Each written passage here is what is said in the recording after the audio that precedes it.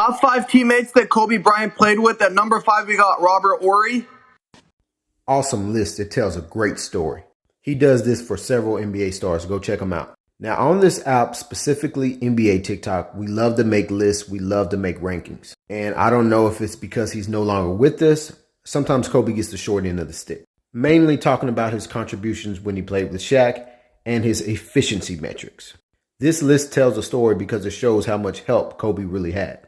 You could argue Kobe had the least talented teammates collectively of any top 12 considered superstar of all time. So Kobe's numbers are critiqued ad nauseum, right? Let's talk about roles. He's a shooting guard. They facilitate scoring and shooting.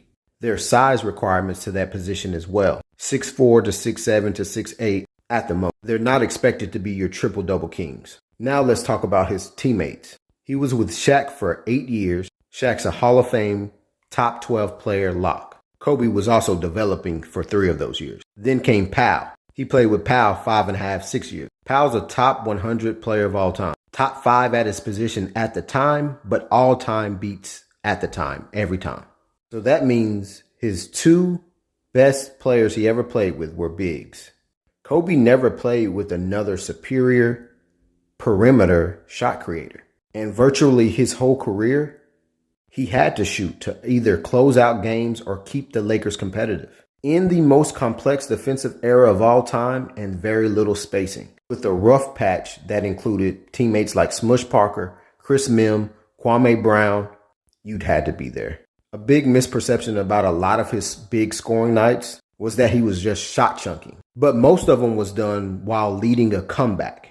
It was necessary. So with all of this data and context, those gaudy numbers that you talk about are just an example of him not playing with another player that's as talented as him on the perimeter. And you don't have to eliminate his last 3 years, which if you take off those numbers, they improve every statistical category dramatically. His field goal percentage, free throw percentage, 3-point percentage, because he was often hurt his last 3 years playing in the league.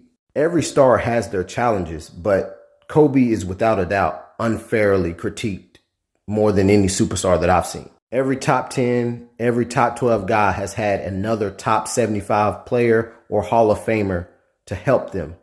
And usually it contrasted their playing style. Or it eased a lot of the difficulties. Kobe isn't infallible, and that's another conversation, but I think we should start to add fair and just context to his career.